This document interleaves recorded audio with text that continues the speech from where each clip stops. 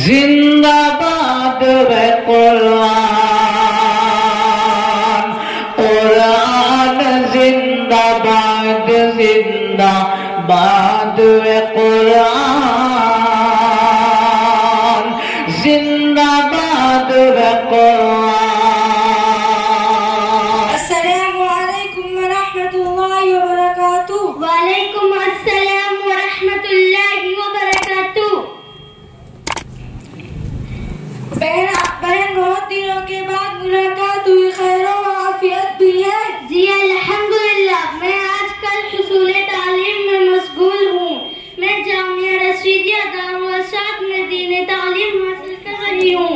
आप कहाँ और कौन सी तालीम हासिल करती हैं? मैं जामिया रशीदिया दारुल-इरशाद में दीनी तालीम हासिल कर रही हूँ। सुभान अल्लाह, क्या आप मेरे चंद सवालों की जवाब दे सकती हैं? आप सवाल कीजिए, इंशाअल्लाह मैं जवाब देने की कोशिश करूंगी। मेरा पहला सवाल है कि इस्लाम में पर्दे का हुक्म क्यों है?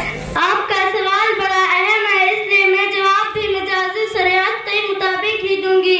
सुनिए, आपको मालूम होना चाहिए कि औरत की जो कदरों व मंजिलत और मकाम व मर्तबा इस्लाम ने दिया है, वो दुनिया की किसी तहजीब ने नहीं दिया।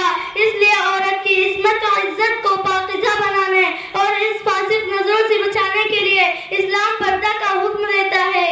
क्या आप नहीं समझती कि पर्दा औरतों की तालीम व तरक्की में बड़ी रुकावट है? नहीं, ऐसा हरगिज नहीं है।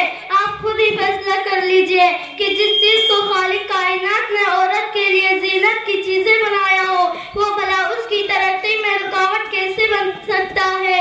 आप जरा गौर तो करें।